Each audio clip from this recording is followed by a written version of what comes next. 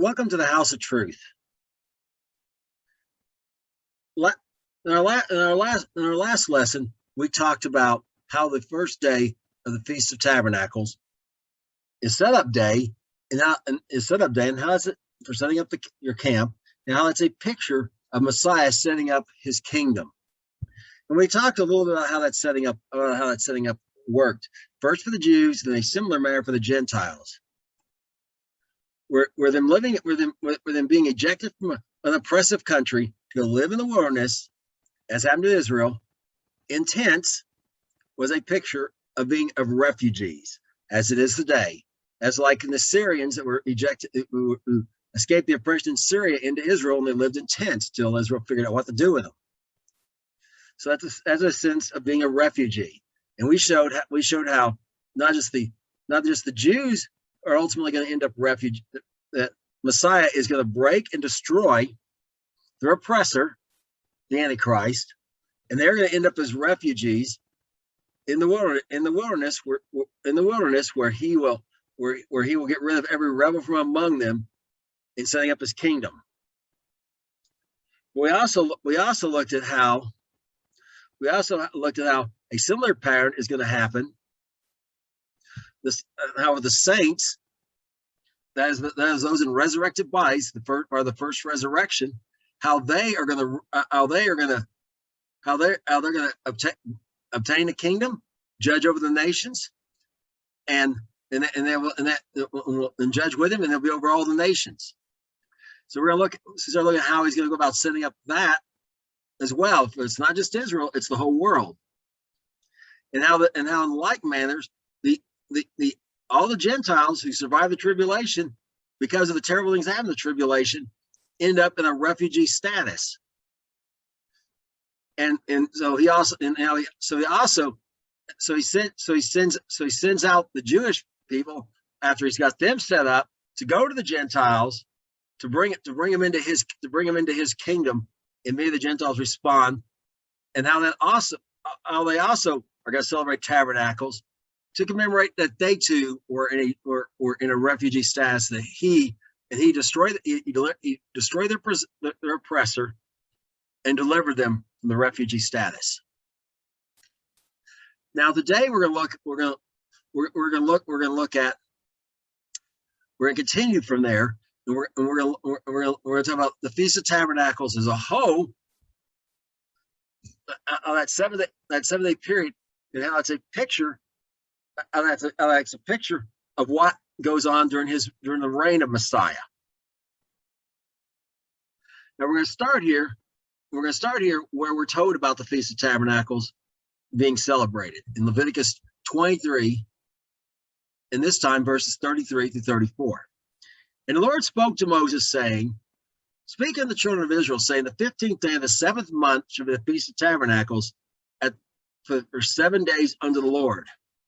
Okay, I want you to notice 7th month, 7 days. And what does 7 speak of? Completion. 15th, of course, speaks of the middle of the month. You have 29 days a month. It's literally the middle. And it's the end of the first half. You got a 30-day month. You got a regular month. So either way, it speaks of the middle, but also the 7 days speaks of rest. Okay? So completion, or complete restoration and rest. Okay, that's the first thing. Now we're going to move a little further down in Leviticus 23, 41 through 43, and see some more about the Feast of Tabernacles. You shall keep the feast in the Lord 7 days in a year. It shall be a statute forever in your generations. You shall celebrate it in the 7th month. You shall dwell in booths all 7 days. All the Israelites born shall dwell in the booths, that your generations may know that I made the children of Israel to dwell in booths, and I brought them out of the land of Egypt. I am the Lord your God. So I want you to notice this here, that now it's also about what? It's about dwelling in safety. No longer, it's about living simply, dwelling in booths, simple, being content with what you have. Like I talked about, the danger of discontentment in one lesson. Another lesson, learning how to be content.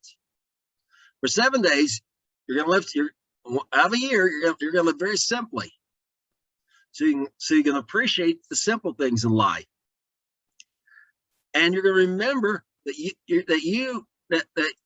this reminds you that you were brought out from under the hand of your oppressor.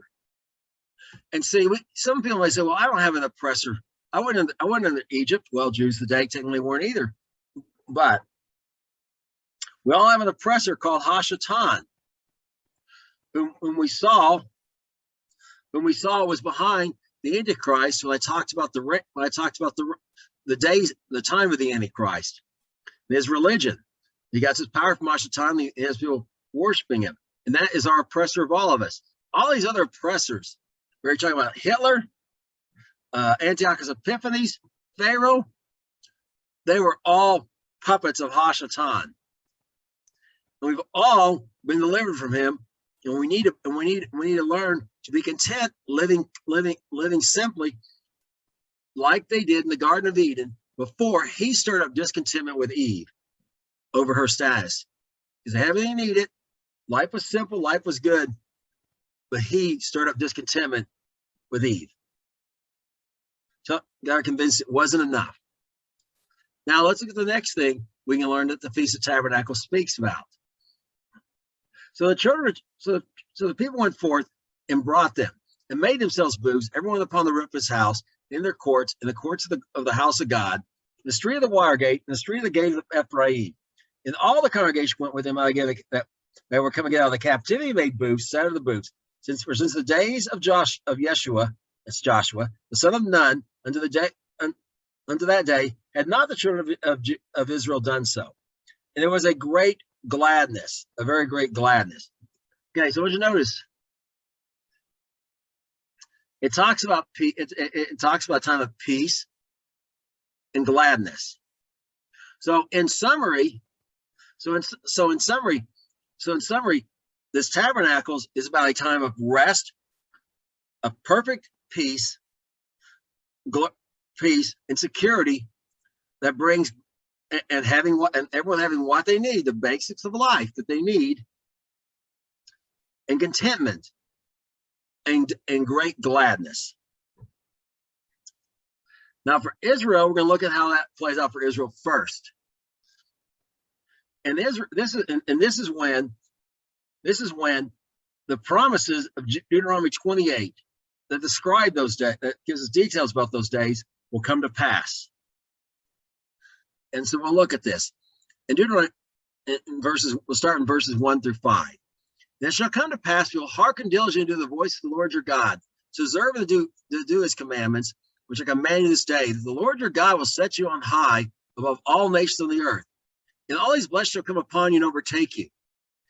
And if you hearken unto the voice of the Lord your God, blessed shall you be in the city, blessed shall you be in the field, blessed shall you be in the fruit of your body, the fruit of your ground, and the fruit of your cattle, and the increase of your kind, and the flocks of your sheep. Blessed shall be your basket and your store. Okay, so I want you to notice here.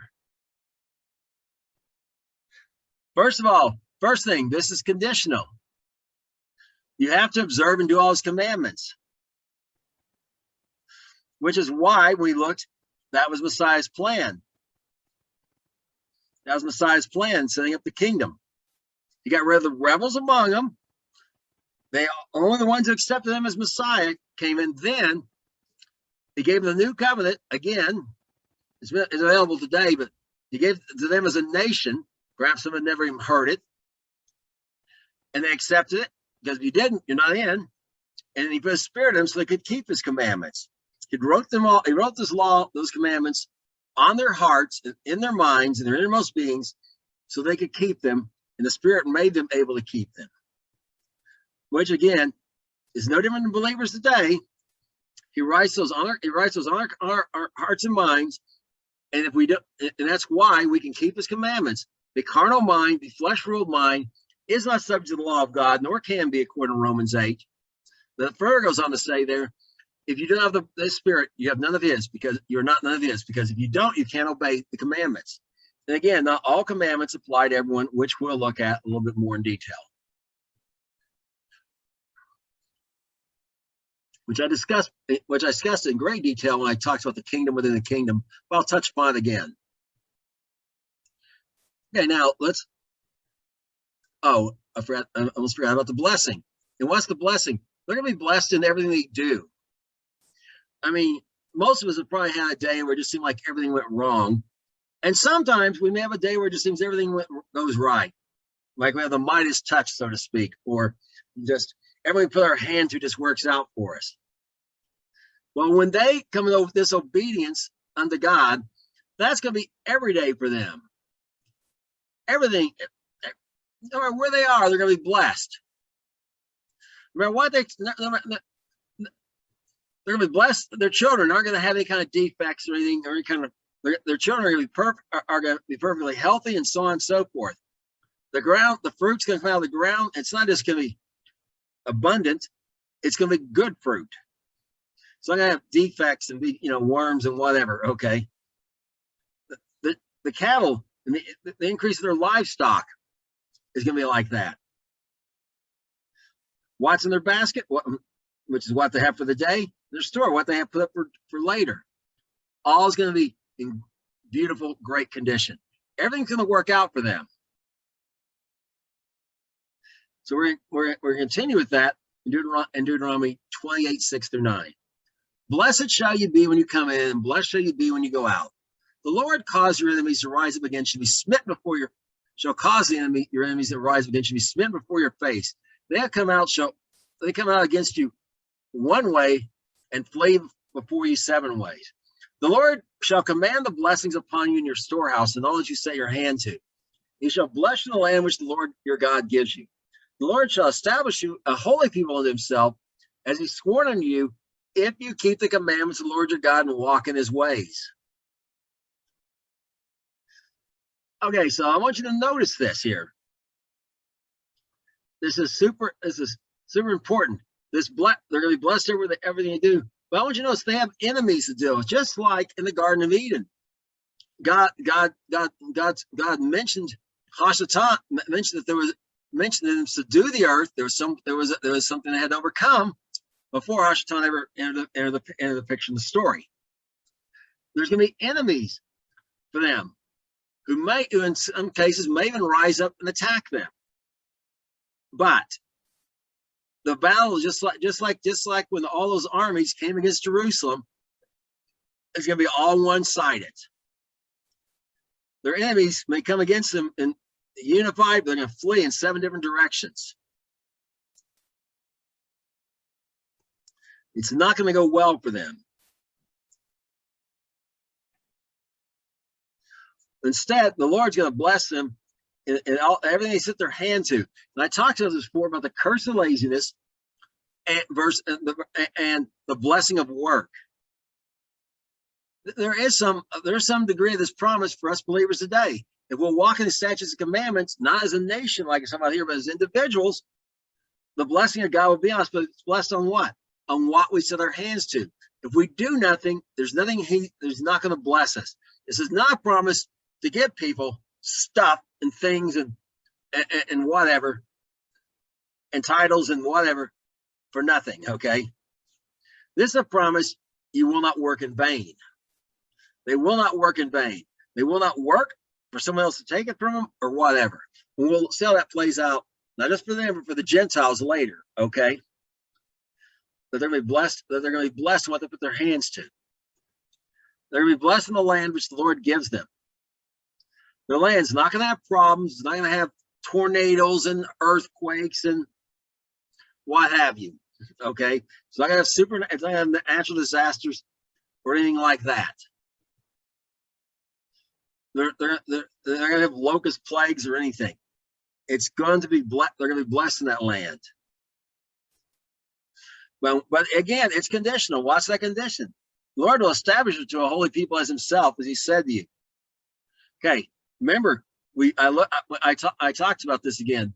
I talked about this several times, including the kingdom within the kingdom, where I showed it fairly extensively. I also even showed one time, I actually showed this another lesson when I went through the Torah and showed over and over again this thing that there's these commandments whose purpose is not to make them righteous, the weightier matters of the law Yeshua talks about. But there are extra commandments that are what? To set them apart from all other nations, as we saw why it's so important in our last lesson, so the Gentiles can identify them and know that they're going to tell them the truth about God. So they got to keep the greater commandments and build some trust there, so they know what to teach the Gentiles. They're going to have these other commandments, these lesser commandments Yeshua talks about, like not eating unclean food and wearing tzitzit and meeting on the even meeting on the Sabbath. It was a mark to mark them as a separate people. So all this to occur, they have to keep the commandments of the Lord and walk in his ways. So we see a second time here in this section in Deuteronomy about the blessing passage, promise.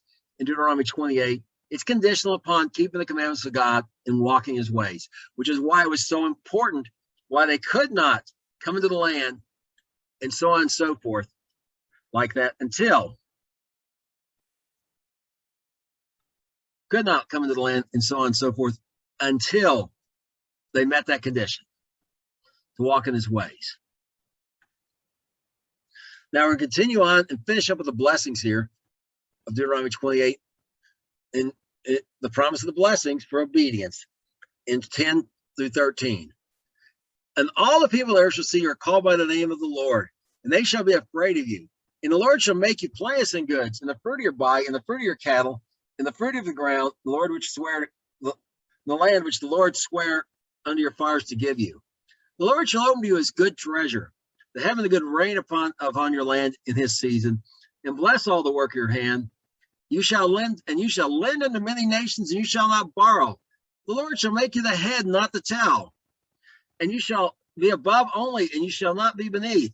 If you will hearken unto the commandments of the Lord God, which I command you this day, to observe and to do them. All right. So again, as I discussed in my last lesson, but here it is again. All the people of the earth are going to see they're called by the name of the Lord.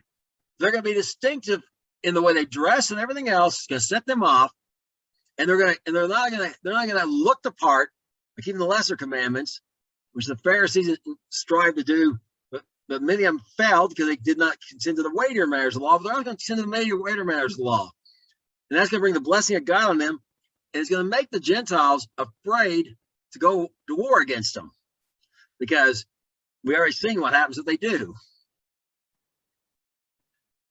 And they're also going to be blessed as an incentive to the Gentiles to get on this blessing themselves, to get on the blessing themselves, to see as an example what happens to people when they obey God, when they obey the commandments of Yahuwah Yahweh. They are plenteous in everything, and the rain comes in their land in his season. Now, it's very important. You need, if you've ever been farming or growing crops in particular, especially rain. What you need is the right amount of rain at the right time, and the right number of days with sunshine at the right time. You get the right amount of rain, but if it comes in the wrong season, comes too late, the crops are withered, it doesn't help you. In fact, it can even cause you problems. If it comes in when it should be dry, you need to do some things to the ground while it's dry, to get it ready or whatever. So you need the right amount of rain in the right season. And I talked about a previous lesson. There's an early and latter rain. One right after the period of tabernacles, when you plant your grain crops, and one right before the harvest of those crops. So they swell and stuff. So you need this you need the right amount of rain in the right season. You don't need, if you have too little rain, you have a drought and things don't grow well. You can have too much rain, have floods, and destroy your crops also, just by having too much water. So this is the promise. God's in control of the weather. We're not. And so what's the result of this? They're going to get rich from all this. And we're going to look at another way they're going to get rich later. So that they're lending to many nations. And they will never have to borrow. Why? Because he's going to make them the head and not the tail. They're going to be above only, and they will never be beneath. They'll never be under the authority of another nation again. Other nations will be under their authority. But notice for the third time, it's conditional, which is why Messiah had to get rid of every rebel and put it and give them the new covenant and put the Spirit of God in their hearts, so they could do these commandments. Because otherwise, they cannot do these things. They do not get these benefits otherwise. So the condition again is you have to keep the commandments, which the Lord God to observe and do, not just observe and say, "Oh yeah, we're not supposed to do that," but actually follow through. Okay, not just know what they are, but actually do them. Not be hearers only, but doers also. So that's what's going to come to pass during the reign of Messiah. That's pictured by the Feast of Tabernacles for the Jewish people. Now we're going to drill down some into how this is going to work out for them. But what is Messiah going to do to get him in this position? Because remember, at the end of the tribulation, pretty much everyone's all equal. Everyone's refugees, Jew and Gentile. So how's he going to take them from that refugee status? After he brings them out of the wilderness as survivors from that experience into the land of Israel. There's going to be few in number, the Bible tells us, who make it in. How's he going to get them from being few in number and living as refugees to the point where they're richer than everyone else, and everyone else is serving, and every other nation serving their nation? Well, we're going to look at this right now. We're going to start here. In Isaiah 9:4-7, we see the beginning. For you have broken the yoke of his burden and the staff of his shoulder, the rod of his oppressor, as in the day of Midian. For every battle of war is with confused noise. Garments rode in blood. But this shall be with burning and fuel of fire. For unto us a child is born, unto us a son is given. The government shall be upon his shoulder. His name shall be called Wonderful, Counselor, the Mighty God, the Everlasting Father, the Prince of Peace. Of the increase of his government and peace there shall be no end. Upon the throne of David, upon his kingdom, to order and to establish a judgment with justice from henceforth, even forever. The zeal of the Lord of hosts will perform this. So first of all, notice again, first thing he did was he got rid of the Antichrist. That's who his burden is here. And the rod of his oppressor was the Antichrist. But when this comes,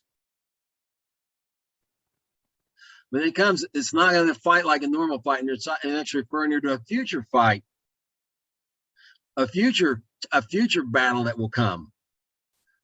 It's not going to be like a normal battle. There's just going to be burning it. There's just going to be fire. It's just going to be all one side with fire, which we will look at in our next lesson in detail. Now, that time in between those is where we're at now in the next verse. For unto us a child is born, unto a son is given.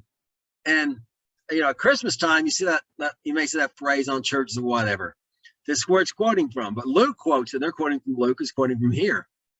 But let's read the rest of it. That what Luke's referring to. The government shall be upon his shoulder. And he's going to be called the Wonderful Counselor, the Mighty God, the Everlasting Father, the Prince of Peace. He's going to be God's on the earth in the form of Messiah.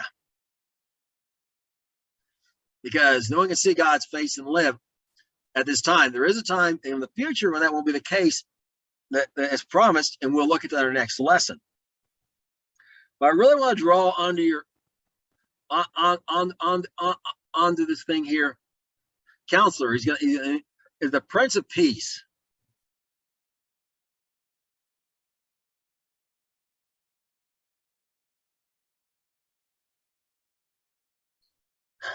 The Prince of Peace is a military term. So many times, our American presidents, however, do not understand how things work in the Middle East. They often have a mindset of, if you didn't wipe us out completely, we won. They look for the strong, as they put it, the strong horse. They got to be convinced that they have no chance of fighting against you if you're going to have peace. The only way to have peace in the Middle East is someone, the strong horse, enforcing it. And we're going to look at how that happens later, okay? But he's going to be successful. The increase of his government and peace shall have no end. I want you to notice his government's going to keep increasing, as well the peace he brings.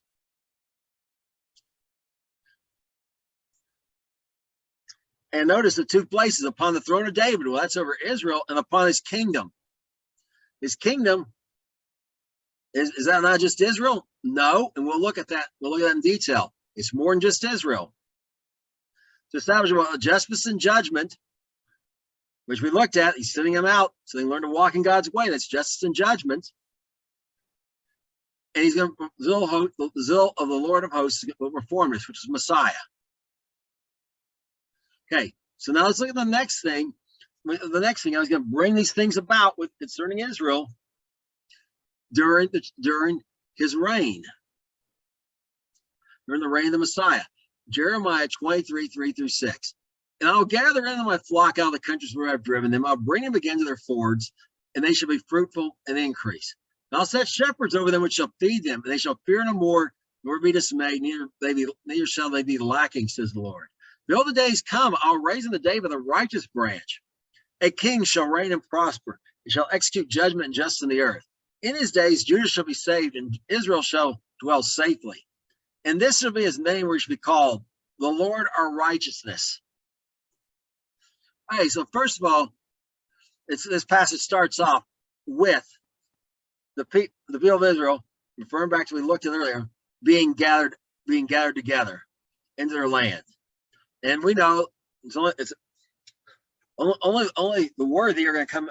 The worthy will come in. The only ones that will accept that will accept him as Messiah and agree to keep the covenant, the laws. And again, those laws are not different laws. They're the same laws God gave Moses. The difference is where they're located. No longer on tablets of stone, but on the fleshly tablets of the heart. He's going to put them. But that's how he set up his increase. But notice after he sets it up, he's going to put among them shepherds, which again, throughout the Bible, that's consistently talks about political and religious leaders. They're going to feed them. They're not going to feed themselves. They're going to do their job and take care of the people under them. They're going to be like him, the good shepherd. For that reason, the people are going to fear no more. They're not going to fear that their rulers are mistreating them. This is particularly referring to inside their own country. They're not going to be dismayed, distressed, not knowing what's going on, because their rulers are going to deal with them honestly. They will not be lacking, because their rulers are going to be looking out for their good and taking care of them. Instead of trying to find ways to get their stuff for themselves. They were not going to be covetous rulers, okay? Because again, he destroyed all the rebels. So you got to pick people out who are going to be rulers, shepherds.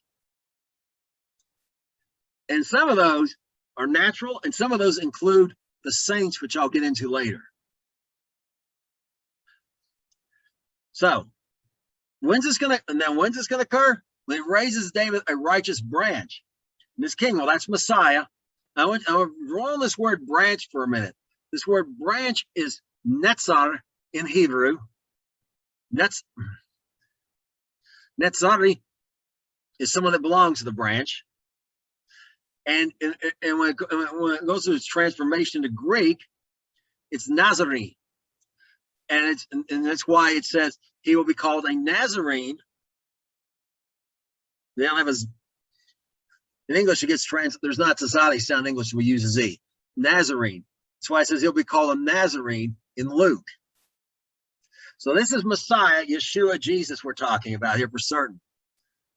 So in his day, Israel's going to be safe. It's going to dwell safely. They're not going to worry about enemies out on the outside, which we saw they dared attack them. It's going to be running for their lives in all directions. They're going to be worried about being oppressed by their own rulers and such on the inside. And because there's going to be righteousness, the Lord our righteousness. Righteousness is how Israel is going to operate during the reign of the Messiah. again, which is pictured by the Feast of Tabernacles. Now we're looking at something else that's going to go on with Israel during the reign of the Messiah. It's foreshadowed by the Feast of Tabernacles. In that day, says the Lord, I'll assemble her as halted, I'll bring her as driven out, I will have her, and her that I have afflicted. And I'll make her that halted a remnant, and her that was cast off a strong nation. The Lord shall reign over them in Mount Zion from henceforth even forever. And you, O flock, the flock of the daughter of Zion, unto thee it shall come, even the first dominion. The kingdom shall come to the daughter of Jerusalem. Okay, so I want you to notice here. Her that was halted and it was driven out is Israel. Why? Because God afflicted, it was God afflicting them. Why? They refused to walk in the statutes and commandments. In particular, Moses said, I'll raise him up. God spoke through Moses, said, I'll raise up a prophet like unto Moses, and him you must obey. And whoever does not, I'll destroy from among the people. That's all behind them now, though. Now they're all following Messiah. So as a result of that being afflicted, there was only a remnant, a small amount that came out of the tribulation. But it's enough. And out of that small amount is going to become a strong nation. Because remember, all nations start off equal here. They're all refugees everywhere. But because Messiah is there, they're going to reign over them. He's going to turn them into a strong nation. And the tower of the flock, the stronghold, Jerusalem is going to be the only military base allowed, and so to speak. And it's only military base because it has to be.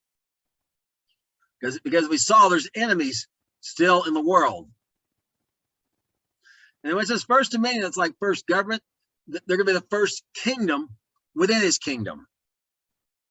So it's going to start with them. And that same pattern we've seen so many times it was true in the past. It's true. It's true today. It's true in the future. Like Paul said, Yeshua said, it's only sent his disciples originally to the lost sheep of the house of Israel. Then later he goes to the freaks his disciples out. He goes to the Samaritans and stays with them. Well, they weren't Jews, but they had adopted some of God's religion, though they were all confused because they were all mixed up with idolatry and stuff. But they knew something. Then later, when the Greeks, not Greek-speaking Jews here, we're talking about Greeks, come looking for him at Passover, and they don't feel worthy to talk to him. They ask his disciples, again, 12 of them, picture of Israel, to talk to him. Then he says he knew it was time for him to be glorified. Paul, Shaul, to the Jew first and the Gentile. He got that same pattern. First, he always goes, if there's a synagogue, he always goes there first. There's not like in Philippi. He finds where the Jews are and goes there first. Then he starts talking to the God-fearers, those Gentiles who are no longer idol worshippers, but when it came to circumcision, they just couldn't make the cut for whatever reason. So he talks, they know something. He's talking to them. Then finally, out in the marketplace, he talks to the idol worshippers. But now he has some help from the other people, right? It's that same pattern. So he's gonna go and start his first kingdom. Within his kingdom is Israel. Now we're going to start looking at these other kingdoms, because what about the Gentiles, you might be thinking? Because it's always been about the Gentiles, as I've said before. And that's why Israel has to be different and distinct and everything, because it's not about just saving the Jews. It's not just about bringing the Jewish people to the man, to the every last person in obedience to Messiah and to keeping the law. It's everyone. So we're looking at now how he's going to deal with the Gentiles to do that. Ask of me, and I shall give you them. I will give you the heathen for your inheritance, and the most parts of the earth for your possession. You shall break them with a rod of iron. You shall dash them in pieces like a potter's vessel. Be wise now, therefore, O you kings. Be instructed, you judges of the earth. Serve the Lord with fear and rejoice with trembling. Kiss the Son, lest he be angry, and he perish in the way. When his wrath is kindled but a little, blessed are they that put their trust in him. Okay, so this first part, the first couple of verses there, he's talking to Messiah. And Hillsong, remember, has these songs about, I will give you the ask and I'll give you the nations. Well, that's true. And it is true about Gentiles coming into the new covenant, becoming part of the Israel of God, which has two parts, which we'll look at in a little bit. Two classes of people inside there, the kingdom within the kingdom, and how they fit in. But it's also about this. It's in context, not in confidence, and refer to two things, and that's fine. There really was a Sarah and Hagar, but they're also said they're an allegory. No conflict there, just two different things from the same passage. Okay, God's word's deep that way. Now, what's this Messiah do after he's given the Gentiles? The word he needed to say the Gentiles for your inheritance, and the whole earth for his possession. He's going to break the Gentiles with a rod of iron. What he says is going to go. And when he says dash them into pieces like a potter's vessel, think about a clay pot and someone say taking a sledgehammer and smacking it with that sledgehammer. What do you get? Little pieces of pottery everywhere, right? He's going to break these nations into small nations. They're not going to be big nations, giant superpower nations like the United States and Russia and that kind of thing on the earth anymore when he's ruling. Every ethnic group, which is a whole other study, which I'll go on that some other time. But every ethnic group is going to have its own land, just like Eretz Israel, the land of Israel, Eretz Metzarim, the land of Egypt, the land of the Egyptians. They're going to be ruled over by some of their own ethnic group, and it's going to happen inside of a big ethnic group. By big ethnic group, I mean those listed in Genesis 10. All right, those ethnic groups listed in Genesis 10, the 70 nations, the 70 root nations. Because just like Israel is going to have its land divided in tribes inside the nation of Israel, the land of the overarching ethnic group. So also, for example, among the Almadani, the Native Americans, inside there's going to be a place for the Cherokee, a place for the Navajo, a place for the Apache, so on and so forth. Not like today, where they got to negotiate with the U.S. government and so on and so forth. They're going to be sovereign, okay? But they have to come to their obedience to Messiah. So therefore, they're told to serve him with fear and rejoice with trembling. Now, this kiss the Son is a sign of homage. It's like bowing down to someone. It is a sign of submission and trust, like a son kissing his father, or in Judas's case, we betrayed Messiah, kissed him. It's a sign of friendship. Okay, in friendship, in this case, means it's like Yeshua told his disciples: here's how you be my friend, you obey my commandments. It's the same ideal here. If they don't, they're going to perish out of the way. He's just a little angry. You don't get angry. This is a whole new ball game. You think that this is not the Lamb coming to die on the cross for the sins of the world. This is the Lion coming with his kingdom and to bring into obedience to everyone. So those that go along with the program will be blessed. Now in Daniel 2, 41 through 44, we see some more about how he's going to bring this about. Or about the condition of the world's going to be during this reign, as far as the Gentiles go. And whereas you saw the feet and toes, and parts of potter's clay, and part of iron, And the kingdom shall be divided, and there shall be the strength of iron, as much as you saw iron mixed with miry clay. And the toes of the feet were part of iron and part of clay. So the kingdom shall be partly strong and partly broken.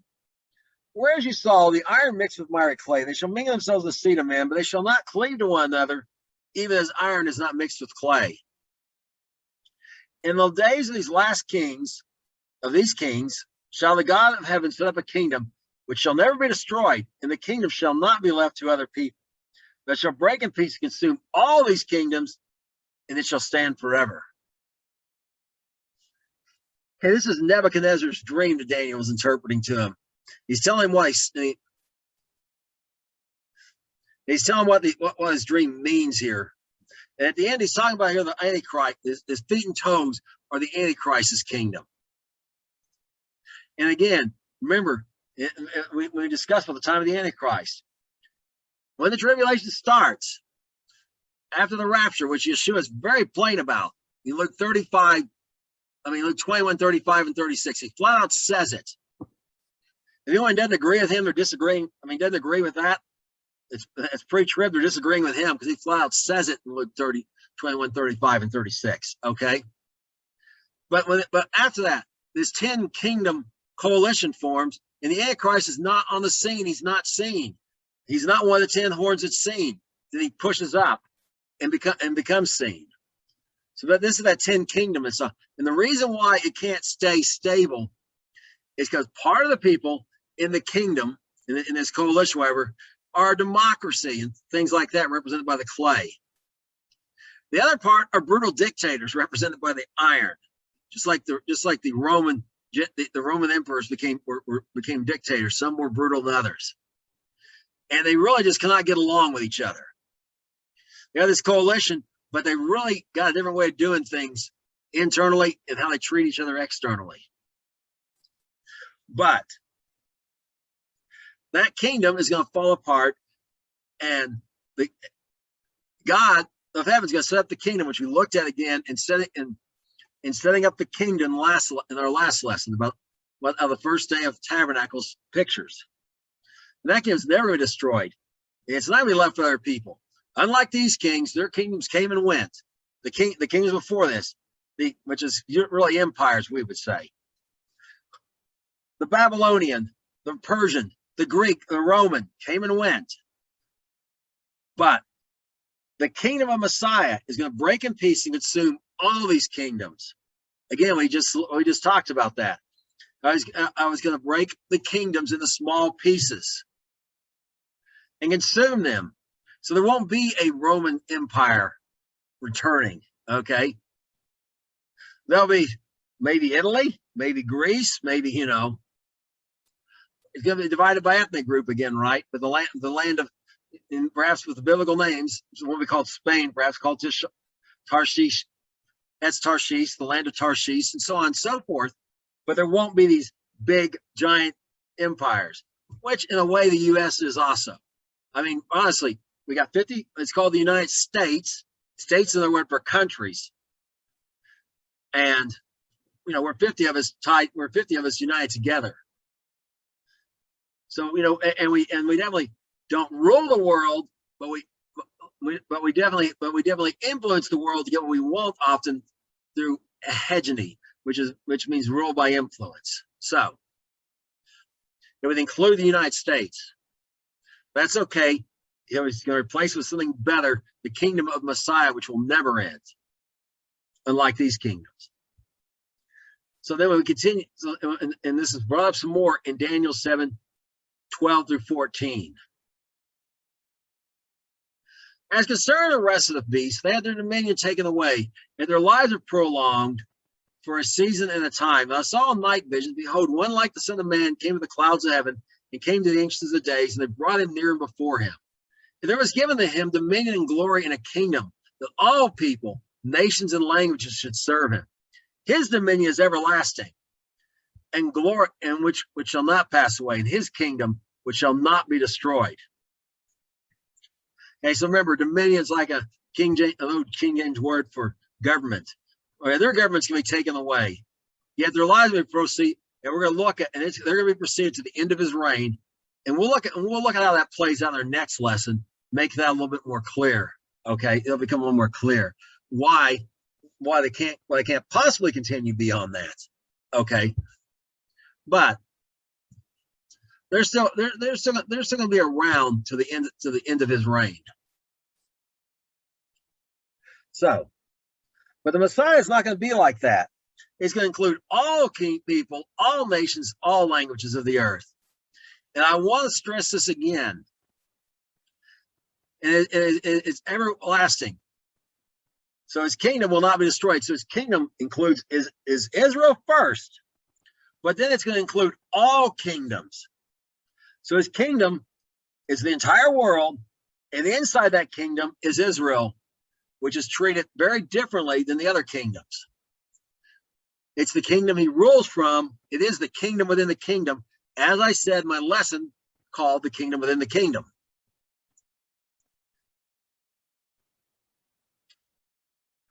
So this brings me to this question, because we saw last lesson that the saints rule with him.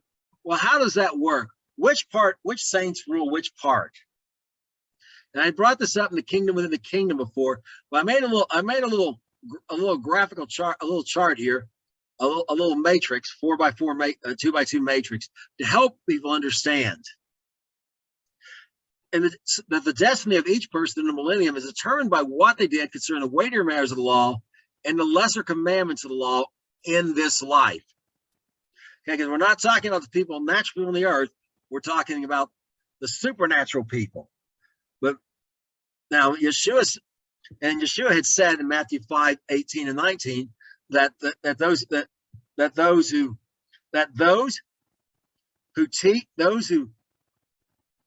do not keep the lesser commandments of the law and do not teach others to do so will be least in the kingdom of heaven. Those that are still in, there's the least in it. But those who do the lesser commandments of the law and teach others will be great in his kingdom. And these are the people, but as we mentioned before, but he goes on to warn them, but your righteous guy exceed that of the scribes and the Pharisees, Matthew 5:20. Well, Matthew 5:20, and you look at where Yeshua says the weightier matters of the law, you find out that what they were doing was, but in context, they were keeping the lesser matters, which include things like eating only. I mean, so those who kept the lesser matters ate only ate only clean food, observed the Sabbath, paid tithes, observed the feast of Yahuwah Yahweh God, the Lord's feast, like tabernacles. Except, you can think of often Orthodox Hasidic Jews or whatever would fit in this category today. However, they neglected the weightier matters of the law, which is having unlawful sex. And lawful sex, just to be clear, is only between a man and a woman in a marriage relationship, in a marriage covenant, and that marriage has to be according to law. They can't be like John the Baptist, like Herod and Herodias, where John the Baptist says it's not lawful for you to have her as wife. Yes, you can be committing adultery and be married and committing adultery with your spouse at the same time. Yeshua said this. That's not lawful sex. That's adultery. Okay. Getting drunk, taking drugs, stealing, coveting, had abortions, murdered, etc. Did those kind of things. So if you kept only the lesser commandments and didn't do these weightier ones, you end up in hell. That's his warning here. You're not going to enter the kingdom of heaven. Also, you're not going to enter the kingdom of heaven if you don't keep the weightier matters and also not keep the lesser commandments. And then 1 Corinthians 6:9-10 is one place that makes this very clear. It says, do not be deceived. Those who do these things, the kind of things I just listed, will not inherit the kingdom of God. So that's who's, so where you keep the lesser, where you keep and teach the lesser commandments or not, does not make any difference if you neglect the weightier matters of the law. You will end up in hell. But what about those who keep the weightier matters of the law? This is where the division comes in. Remember, Messiah said you'll be great in the kingdom if you keep and teach others the lesser matters but you also, as we just said, have to keep the weightier matters. So those that kept the weightier matters of the law did what? They had no unlawful sex. They stayed sober and were drug free. They gave to the poor, content. They were content with the basics of life. Saved orphans, were martyred, not murdering people. They're martyred. They're the ones being murdered. Martyred, particularly, that means, murdered for Messiah's sake, etc. So that's what's going to get you in the kingdom. However, there's a division in the kingdom. Those who I got here in silver, think of like gold medal and silver medal, okay? Gold and silver, there's more value in gold than silver. Just keep that in mind. The silver, those who did what? Who did not keep and teach others the lesser commandments. So they ate unclean food, ignored the Sabbath, did not pay tithes, did not observe the feast of Yahweh, etc. But they did take care of the weightier matters of the law. So those that kept all these weightier matters will help Messiah rule over the kingdom, a kingdom that serves Israel. Matthew 5:18 through 19. The first resurrection saints, so there's only two resurrections, the resurrection unto eternal life and one to condemnation. Don't get tripped up by the fact that when it talks about the tribulation saints, this being the first resurrection. In context of the entire Bible, it means obviously the end of it. Because after that, the rest of the dead, it says, are going to suffer the second death. So it can't be these saints who weren't part of that. They're all part of the first resurrection. It started with Messiah, the first fruits of those who rose from the dead. It ends with the tribulation saints. So all the saints from Abel to the last tribulation saint who's martyred are going to be supernatural bodies, but the ones who kept in this life the lesser commandments of the law, as well as the weightier matters, who ate only unclean food, observe the Sabbath, paid tithes, observe the feast of Yahweh, etc., are going to be in that gold group. They're going to help rule over Israel, the kingdom served by all other kingdoms. So you do not need to do those things to be saved. Remember what they said. Some people said, the Gentiles have to get circumcised to be saved. And of course, the apostle said, no such thing. No such thing. Those things have nothing to do with salvation. If you get circumcised, you're there to keep the whole law, which means doing all these lesser commandments. And the reason, again, because these lesser commandments are about marking you as that part of that kingdom of the kingdom, that nation set apart from all other nations, Israel. But you don't do it to get saved. And you don't, if you don't do it, that's fine. The earth's a lot bigger piece than a South Dakota sized slice of the Middle East, which is roughly the size Israel will be under Messiah's reign, roughly the size of the state of South Dakota. There's a whole lot of planet Earth besides that needs ruling over. You're gonna help rule one of those kingdoms. So a lot of believers are going to settle for the silver, and that's fine. They're needed. Messiah needs them out there to do his bidding.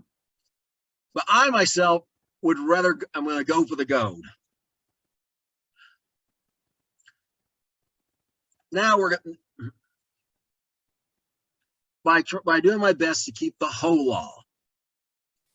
Okay, now we're going to get into the mechanics of how Messiah is going to make all this come about. I mean, he's in Jerusalem and he's not leaving it. So how's he going to bring all this about?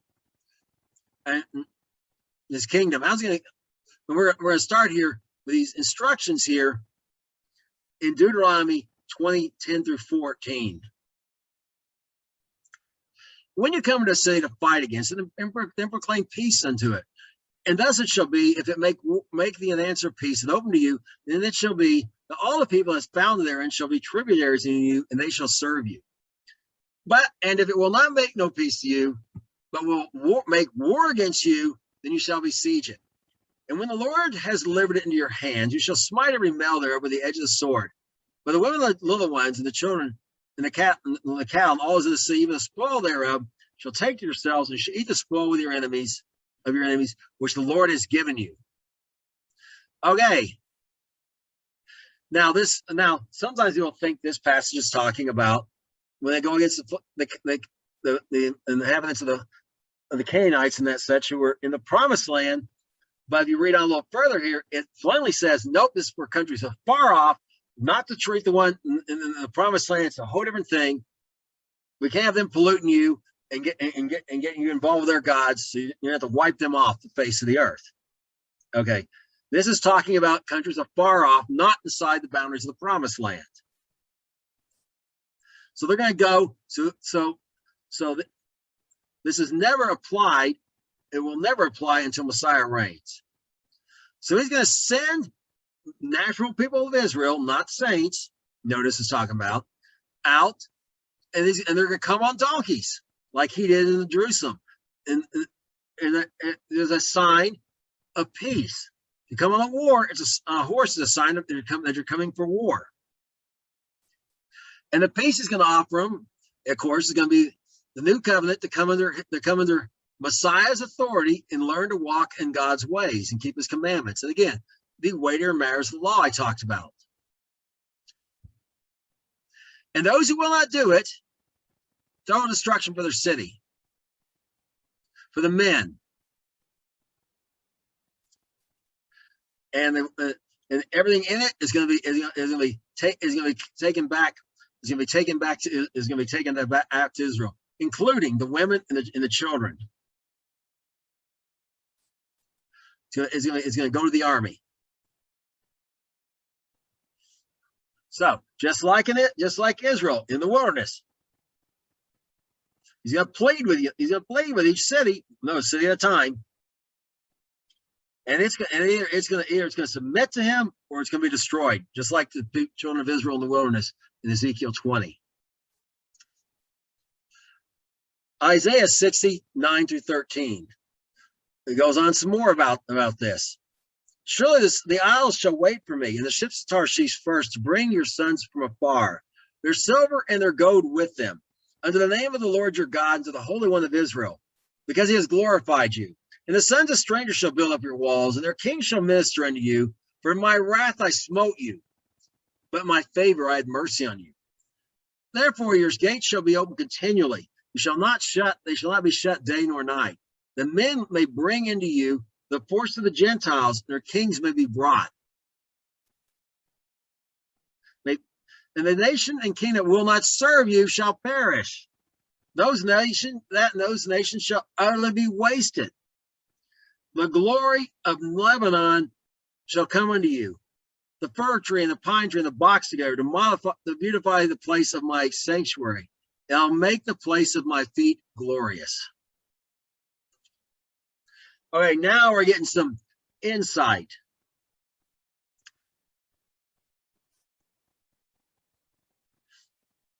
Okay, remember they got to bring tribute. We saw. So there's a kind of a little double parallel here, and I'm going to talk about that here in this first verse.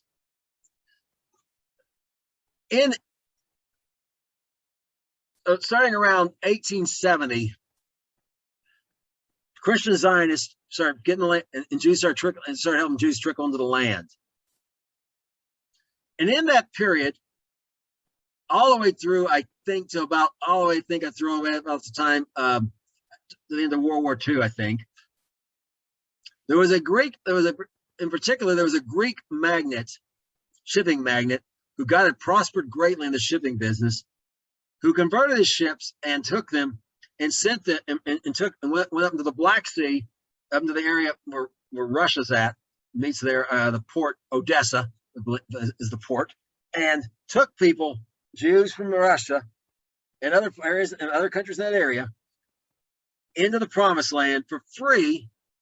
And of course, he let them bring all their stuff with them. Okay.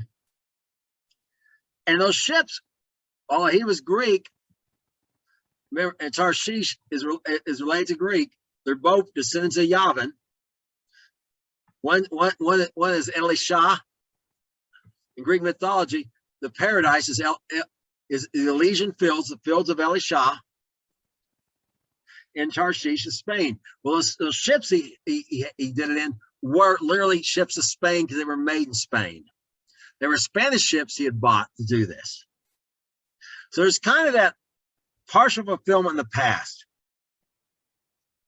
And there's another sense in the future when Israel's regarding the land, regarding the land, these ships will come.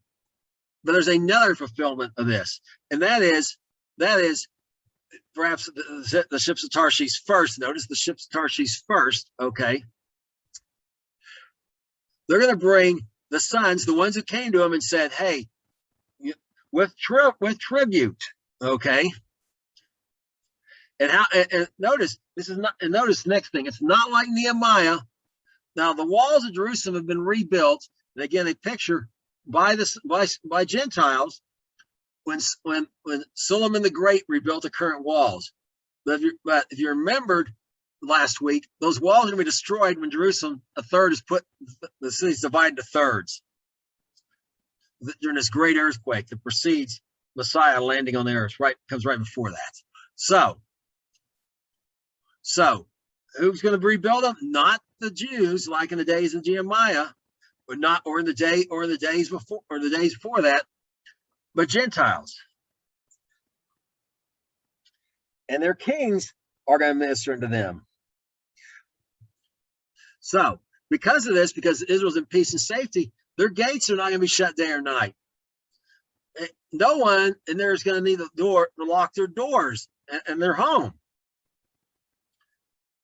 We'll leave your doors open all day, or not even have doors. Well, you might need that for rain, but it's going to be fine. No, they have no worry because no one's going to attack them. If they do, they're going to be dealt with, like we saw. So no one's going to do it. So these nations, so these cities, but also nations are going to bring tribute to them. And anyone who will not serve them will utterly perish, like we saw that city.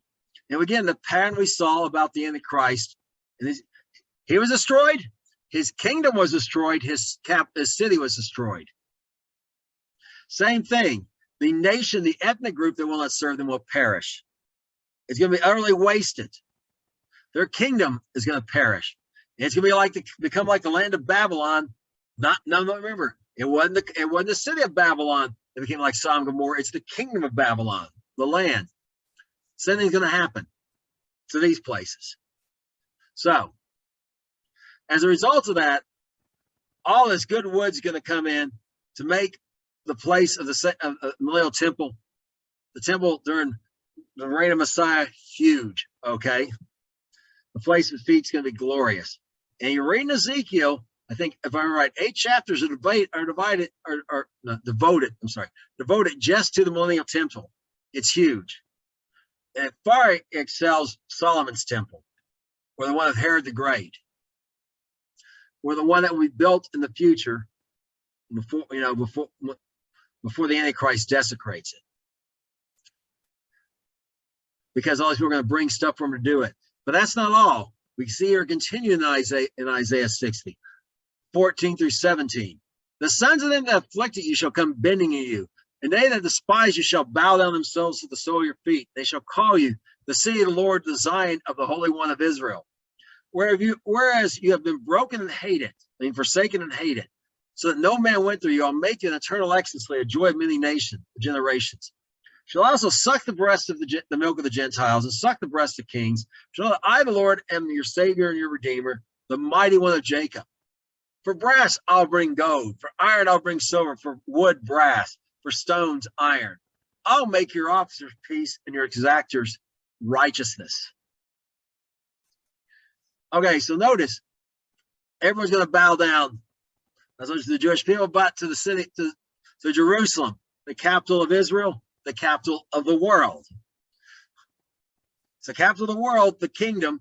It's also the capital of the kingdom within the kingdom that's capital all over kingdoms, Israel. They're going to bow down there because that's where Messiah's at. And Jerusalem was forsaken and hated, and no one went through it. The Romans hated it, destroyed it utterly. The Crusaders, did some more. rebuilt it some that did some more damage to it. The Muslims did terrible things to it and to the land, I might add. I mean, there were 8 empires before they came back to their land between the time of Yeshua and the British leaving. And all of them did damage to the land except for the British Empire. And that's only because so many Christian Zionists had such influence on it. They actually started preparing the land for the people. But as far as Jerusalem goes, remember, the Christian Zionists showed up in 1670. Actually, 16, maybe there was this is 8. I mean, I'm sorry, 1878, 68, maybe at the earliest, possibly even 67. And we know what it looked like then, because Mark Twain's first book was called Traveling Abroad. It's a book that made him famous. He took a round-the-world trip, which was very expensive and very hard to do. So he realized people might be interested in reading about, as he kept a journal and made it into a book. And here's what he wrote about Israel. He got off on what's in Haifa today. He called it Acre, which is what the Crusaders called it. That's up in the northwest corner of Israel. You got a little crook up there on the Mediterranean Sea, the only bay that Israel really has of any size. He went down it to the port. He went down it diagonally across the entire country to Jerusalem. All right, so they went to the whole northern part. The part's all green and pretty and has forest fires and everything today. Has so many trees, has forest fires and whatever. Here's what he wrote. He was so disappointed. He didn't see so much the goat in 3 or 4 days of traveling. And he got to Jerusalem. He couldn't believe that people had fought over the place. He couldn't understand why Napoleon had fought over there, perhaps around 50 years earlier. I can't remember the exact year when Napoleon fought over there, but fought for Jerusalem. He said there was nothing there. It was basically laying in ruins. There was nothing there except for some church buildings and mosque maintained by a few people sent there to maintain them, and a small village of Jews. No one lived there but Jews, except for these people maintaining these buildings. And there wasn't a lot of those Jews. And those Jews could only live there because, my historic side note here, could only live here because Jews around the world sent them support so they could just have a presence in Jerusalem all the time. And to artificially be kept there. The land was forsaken, and Jerusalem was forsaken and hated. It was hated by the Romans, and later the Crusaders destroyed. Pope Innocent, when they surrounded it, and someone said, "Hey, look, there's Catholics or whatever in there, believers or what." They probably said believers, but Catholics or whatever in there, as well as Muslims and Jews. And his famous quote was, "Kill them all and let God sort them out." And he wrecked what was left of Jerusalem then. And on it went. But not so in Messiah's reign. Days of gladness for the people of Jerusalem. This strange thing about sucking the milk of Gentiles and sucking the breasts of kings. You might say men don't have kings. Well, I didn't learn men can be made to lactate, but that's kind of a creepy, weird thought that I learned medically can happen. So what's it really referring to, though? Think of a baby being nursed by its mother. The baby doesn't have to do anything to earn the milk. The mother just gives it to him. Same ideal. All these Gentiles are going to bring this tribute into Jerusalem, and the people of Jerusalem, once they go there initially and offer them peace, they reject it, destroy them. But these are the ones who obviously took the deal. They don't do anything else. So because of that, Jerusalem is going to become so rich that where they had brass before, they're going to replace it with gold. Where they had iron before, they're going to replace it with silver. So perhaps like in their home, maybe they have a brass chandelier, it's going to become a gold chandelier. Where they had iron, like maybe they ate with like metal, like steel silverware, steel cutlery. Well, it's going to be real silverware made with silver. Where they had wood before, perhaps in decorating their homes, they're going to have brass. Where they had stones before, maybe they're going to have iron again in decorating their homes. And also, I want you to notice Their officers are going to be peace. They're not going to be afraid of them, oppressing them and taking care of them. And their exactors are going to be righteousness. Their tax collectors are going to be like the tax collectors that were still the spies in Yeshua's day. And we saw why in a previous lesson, because remember the words of John the Baptist, he didn't say quit collecting taxes. He didn't say that was right. Yeshua said that's fine. What he said was quit taking more than what, exacting more than what's required. Their exactors are going to do this in righteousness. So they're going to have to pay taxes as well. But they're also going to treat taxes of these Gentiles. They're going to extract from them no more than what the Messiah demands.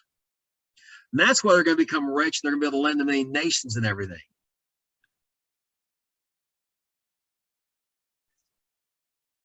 Okay, we're going to see how this process plays out. I mean, how long? What is Messiah's process here? Is it just he takes over the earth instantly, or in a few days, a few months? How long does this all take? And how big is his kingdom?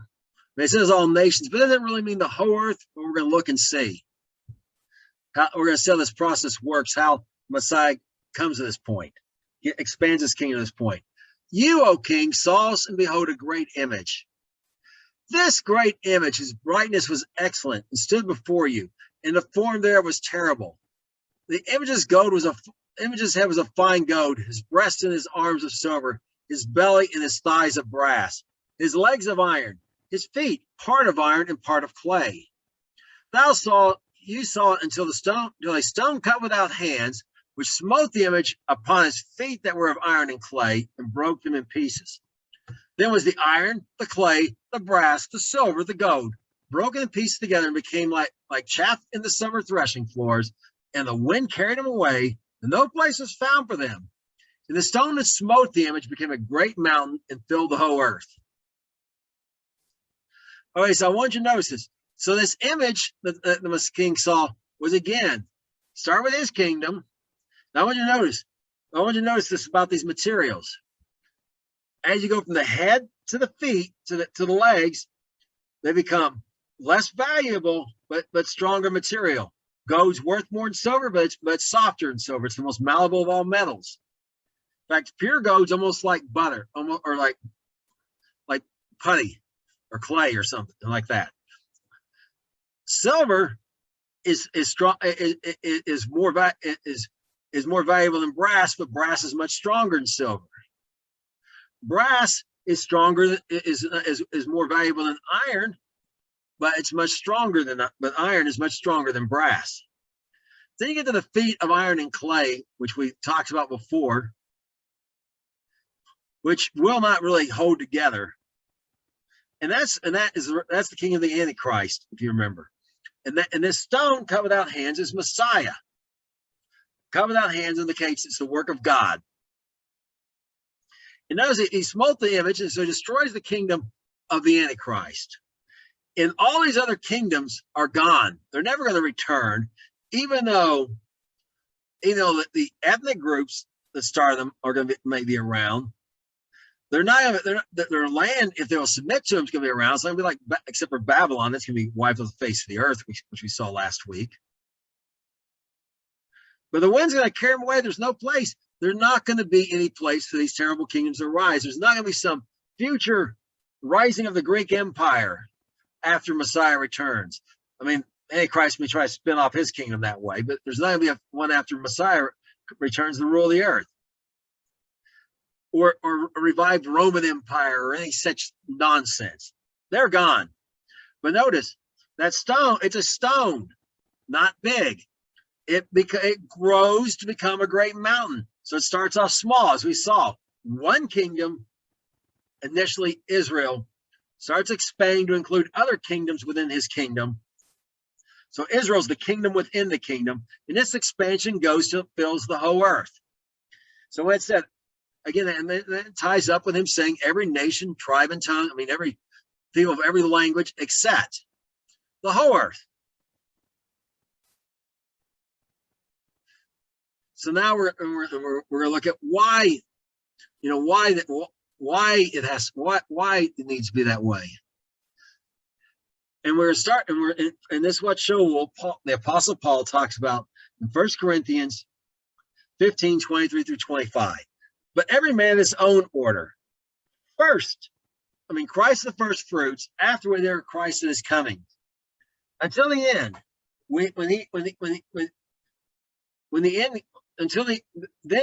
Then comes the end. We shall divide up the kingdom of God, even the fire which he shall put down all rule, all authority, and power.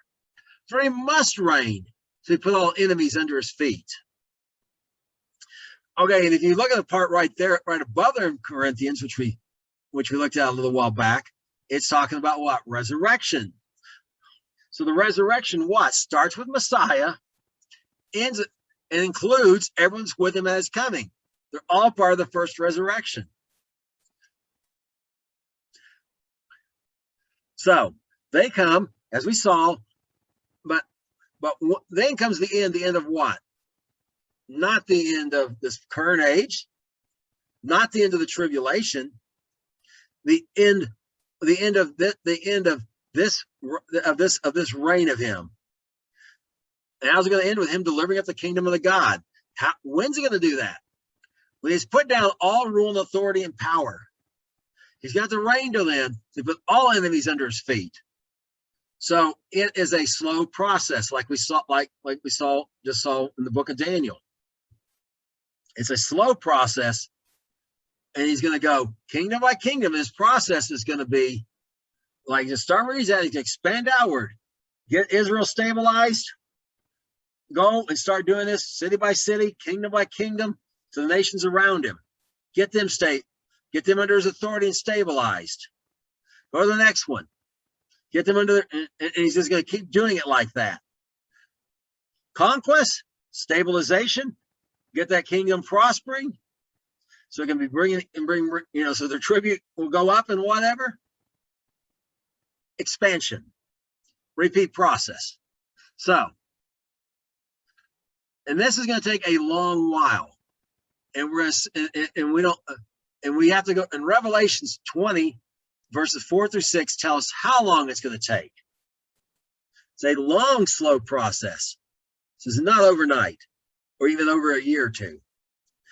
And I saw the thrones, and they that sat upon them, and judgment was given them. And I saw the souls that were beheaded for the witness of Jesus, for the word of God, which had not worshipped the beast near his image, neither had received his mark upon their foreheads or in their hands.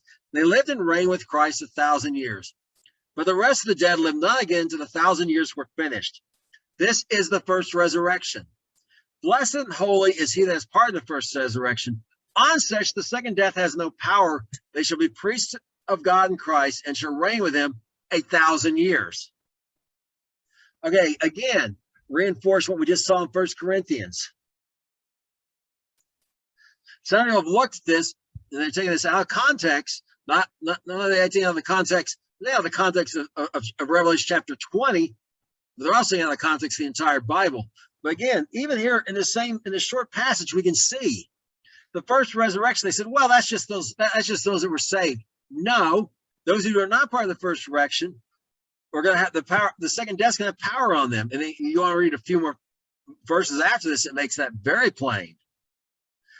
If you're not in the first resurrection and you died, you're part of the rest of the dead who are going to have the second resurrection, who are going to die the second death. So these saints here are the last of the first resurrection that began with Messiah, the first fruit of those raised from the dead. Very plain here. And they're going to do what? And the rest of the dead, that's everyone else. So if you're part of them, if you read on, you're in trouble because you're going to die the second death. It's over for you. For 1,000 years. So this process is going to take 1,000 years. Then this is when they're going to reign with him for how long? 1,000 years. As priests, they're going to be priests. They're going to be priests of God as Christ. They're going to be another place we're told priests and kings for 1,000 years. And perhaps these in particular might be priests, and some others be kings. Because being priests and kings doesn't necessarily mean you're a priest and a king. It could mean part of priests and part of kings. So 1,000 years is how long it's going to take. And the whole conquest part's probably not going to take an entire 1,000 years, but it's going to take close.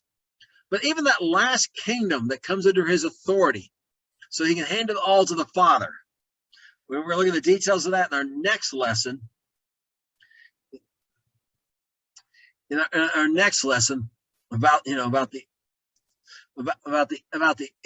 end of this kingdom and the beginning of the next one. We're going to look at that in detail in the next one, how that plays out. But it's 1,000 years, and the last kingdom is going to come in, and there's going to be some period unspecified. That last kingdom experience the goodness of God, the goodness of living under all these things. We're going to look at how good it's going to be for people here in a moment. So it's not like they're conquered one day, the last kingdom, and he just hands it over to the Father the same day. No, there's going to be some gap so they can experience the things we're talking about. We're going to talk about next. But the whole process is 1,000 years long. That's the point. Okay, now we're going to look here about how life is on planet Earth while he's reigning. Not just of the Jews, but of the Gentiles. Isaiah, how it's going to be for Gentiles in planet Earth as he's reigning, those who submit to him. Just like the Jews have to submit, they have to submit. Isaiah 2:2-4. It shall come to pass in the last day that the mountain of the Lord's house shall be established, the top of the mountains, and shall be exalted above all hills, and all nations shall flow into it. And many people will go and say, come ye, and let us go to the mountain of the Lord, to the house of God of Jacob. He'll teach us his ways, will walk in his paths.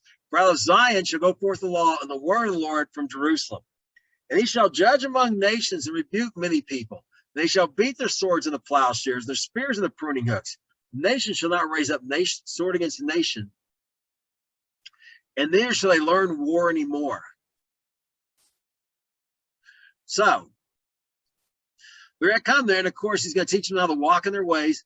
And the law, of course, I guess we mentioned before, the weightier matters of the law that apply to everyone, because he purposely does not want everyone. He wants some things to set Israel apart from everyone else. Again, and we'll even in this lesson, we'll see why that's so important in a few minutes. Okay, but there's certain parts apply to everyone. You're not in the kingdom. Not be deceived. You will not inherit the kingdom of God if you do those things. So they're going to come there. They're going to be blessed with the law and learn to walk in God's ways, so they get the blessing like Israel got. He's going to judge. Now, he's not going to allow them to have war anymore. Nations, again, means ethnic groups and many people. And people might be combinations of ethnic groups that band together in some way, or it might be subdivisions of an ethnic group. Okay, but whatever the case is, they are going to turn their weapons of war into weapons, into implements of prosperity. Farming prosperity first of all. You don't have food security, you don't have nothing. It doesn't matter how much silver and gold you got stacked up, you have no food and water. Okay. So, and notice he's going to rebuke many people.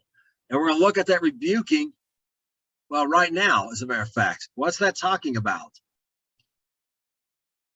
Isaiah 18:1-3.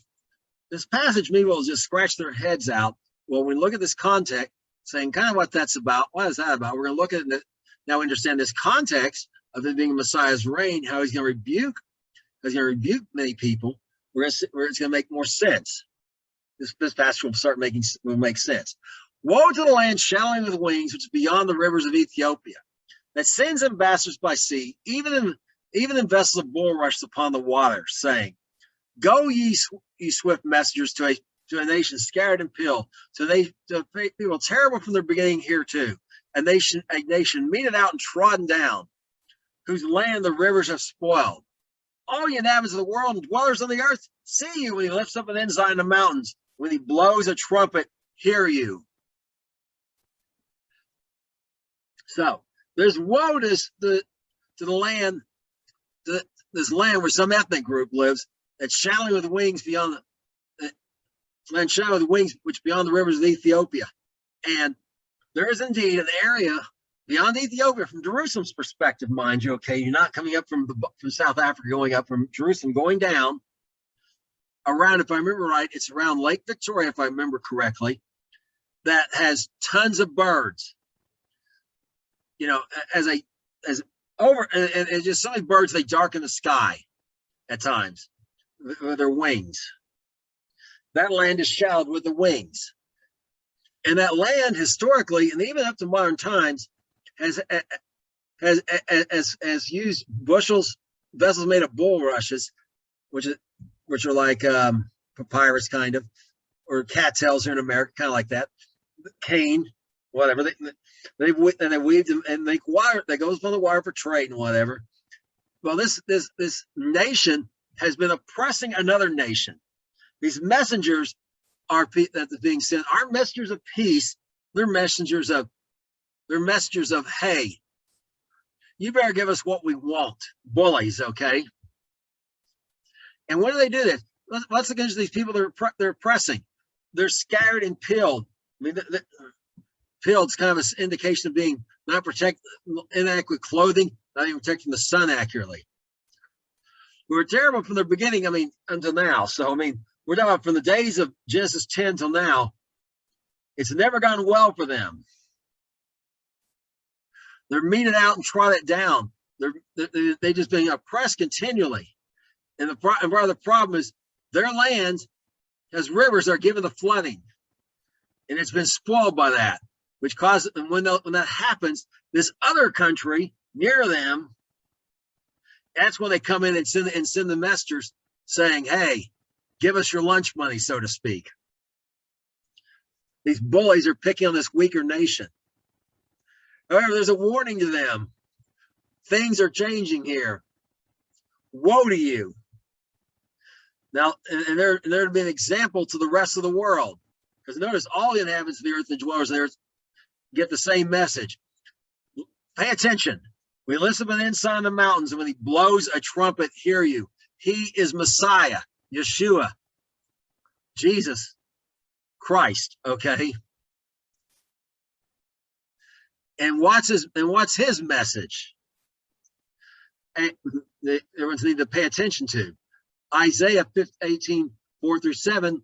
We continue in 18 through verse 4-7 and see.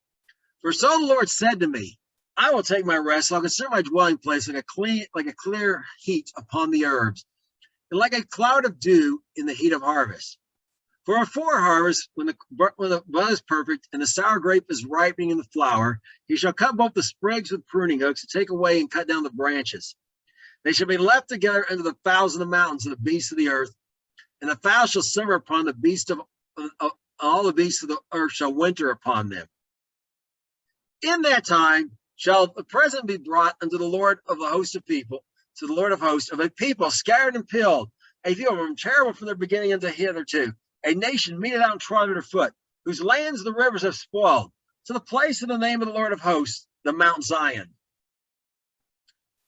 So notice this, okay? Messiah is taking his rest. He's doing his dwelling place where he's ruling from. In Zion, remember, Zion is not the Temple Mount. Zion is where David's palace was. Zion is called the city of David. Even this day, even the Arabs called it that before the Jews returned. They called it the city of David. That's where the government is. Right? So he's sitting there and he considers all this because he's going to rule over all the earth. So before the harvest, before these people have been oppressing these other people can go to oppress them again, because they're waiting for they're waiting for maximum return. They're waiting for the biggest payout they can get from sending these ambassadors to put them under their thumb to get what they want from them.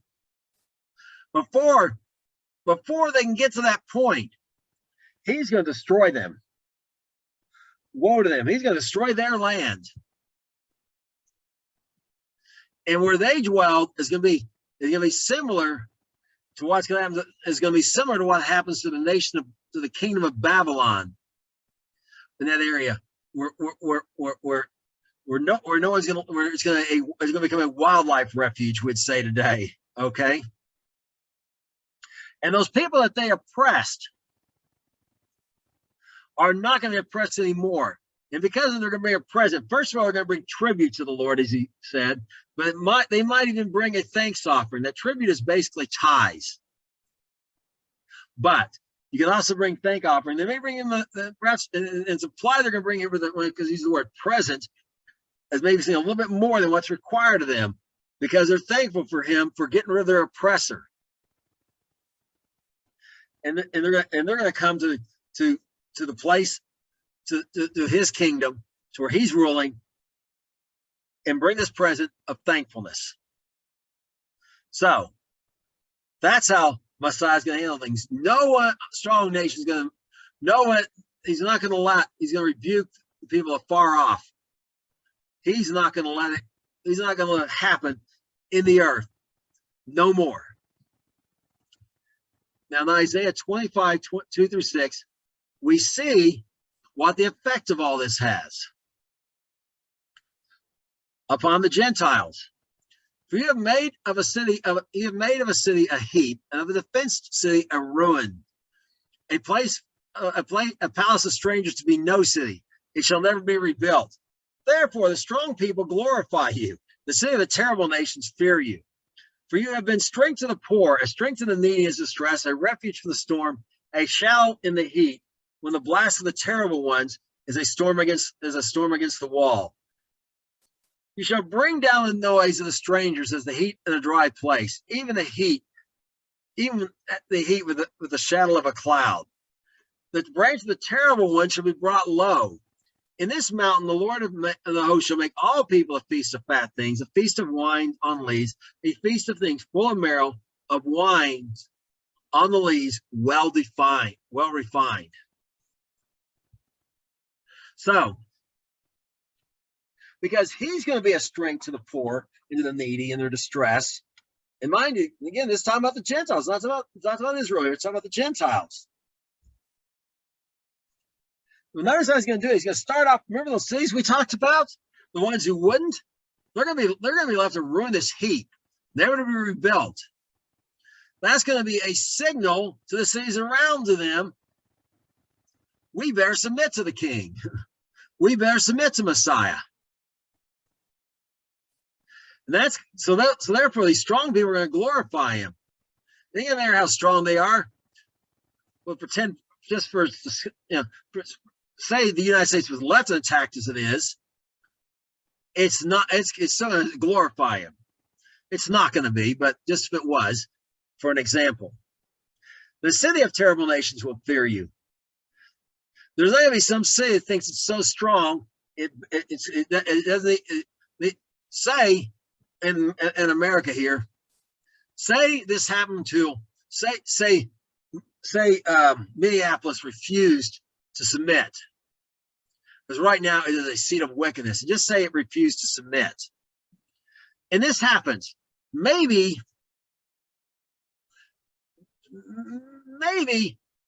Milwaukee's going to look at that, and Chicago, and go, particularly Chicago, it's bigger and stronger than Minneapolis. It's going to go, we're afraid to go against him. We're going to go with what he says. And that's how he's going to deliver that. And because he's going to deliver them, that's because he's going to bring down these oppressors. Everyone else is going to enjoy a feast, is going to live large, fat things, is what he used to say, living large. We're not just going to have wine. This wine of lees well defined is refined, is the good wine. They're not just going to have what they need. They're going to have good things, just like Israel, although they'll never catch up to Israel because of this system. So they will, it's a case of a rising tide lifting all boats. Because as they improve, as their life gets better, they have more tribute. It's tithes. That's another lesson, but it's tithes. They got more tribute goes up, so Israel gets richer as they get richer. Israel doesn't get richer like we talked about some Jews Jewish merchants who God brings, he says he's going to bring down to being in refugee status because they got richer by cheating other people and making other people poor. No, Israel's going to get richer because it's going to operate in righteousness by helping other people get richer. And that's going to happen through Messiah. In Micah 4:1-4, this is again made very plainly. But in the last days it shall come to pass that the mountain of the house of the Lord shall be established in the top of the mountains, and it shall be exalted above the hills, and the people shall flow into it. And many nations shall come and say, come, let us go up to the mountain of the Lord, and to the house of the God of Jacob. And he will teach us his ways, and will walk in his paths. For the law shall go forth out of Zion, and the word of the Lord from Jerusalem. He shall judge among many people, and rebuke strong nations afar off. They shall beat their swords into plowshares, their spears into pruning hooks. Nation shall not lift up nation, sword against nation. Neither shall they learn war any more. But they shall sit, every man under his vine, under his fig tree. None shall make them afraid, for the mouth of the Lord of hosts has spoken it. So these people are coming in, and they're bringing truth, but it's not money for nothing. Look at the benefits he's providing them. This is not like the Romans, money for nothing. You're just going to pay us taxes. Well, actually, the Romans did provide some benefits. But in some cases, they provide aqueducts and roads and all that stuff you ever saw the Mike Python spoof about, like, what the Romans ever do for us? Well, they gave us aqueducts. Well, they gave us, roads. But in some cases, it was literally just money for nothing, just plunder. This is not plunder, just taking money for nothing. This is tribute, and they're getting something in exchange because that's God's way. They're getting something worth their money. And what are they getting? They're getting peace and security, real peace and security. And they're going to be again able to focus their resources not on defense, not worried about but on improving their own things. And everyone's is going to reap the fruits of their own labor. This is the vine and the fig tree. And then I got to worry about, they don't even have to worry about closing their doors, not just in Israel or across the entire world.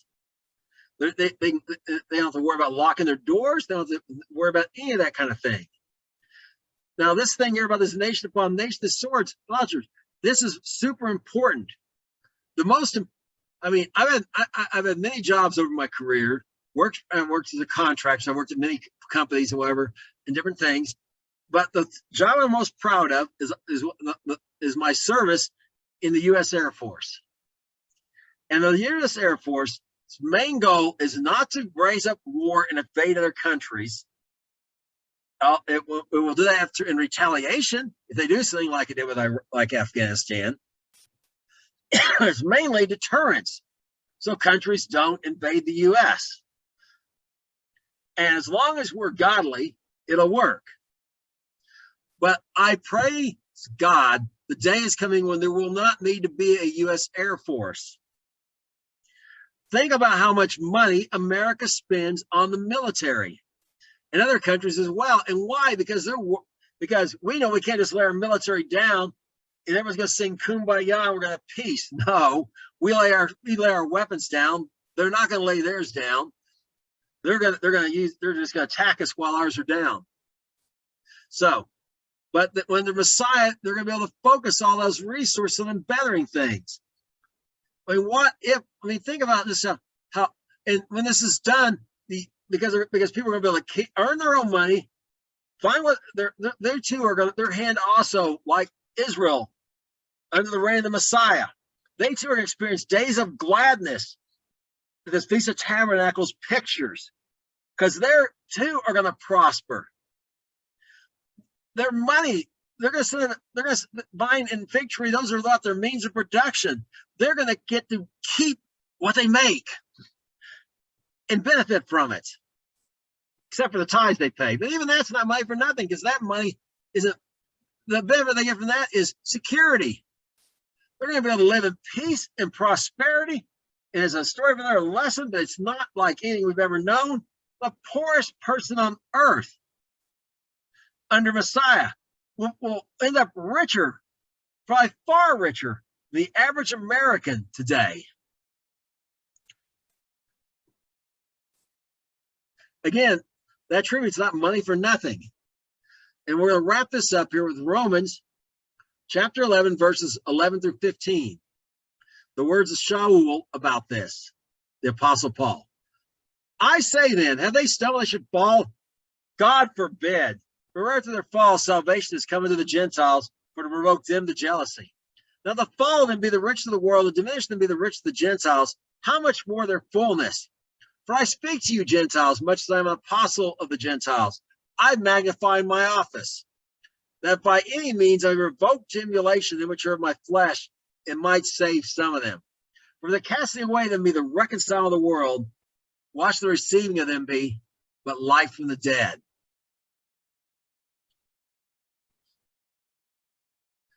Okay, so let's start off. Paul makes very plain at the beginning of this passage, his brethren according to the flesh. He's not talking about the Israel of God according to the Spirit. He's talking about the descendants of Abraham, Isaac, and Jacob according to the flesh. Okay. They stumble. Well, how they stumble? They rejected Messiah in part. I want to stress that. Shaul's a Jew. Paul's a Jew. The apostles are Jews. All the writers of the New Testament are Jews. So they'll say, well, Luke, no, what about Luke? It plainly says in the New Testament that the oracles of God were given to the Jews. There's no exceptions. So they have fallen in part by rejecting Messiah. So why?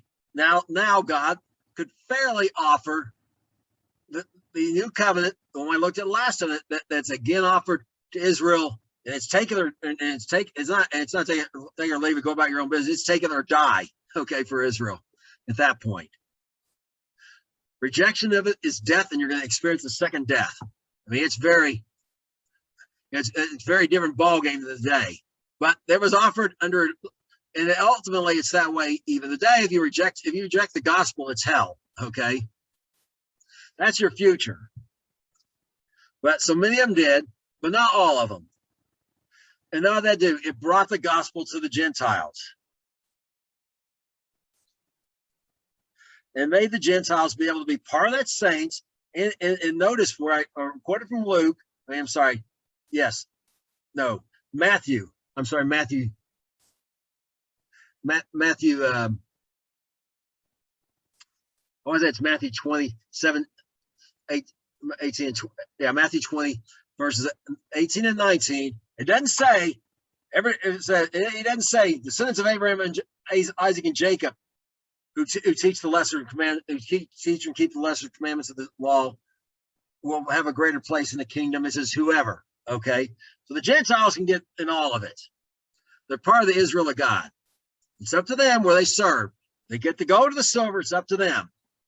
It's also up to the Jews, because if a Jew doesn't do that, he's not getting the silver either. He's not getting the gold either. He's going to end up in the silver if he just only keeps the weightier matters of the law. So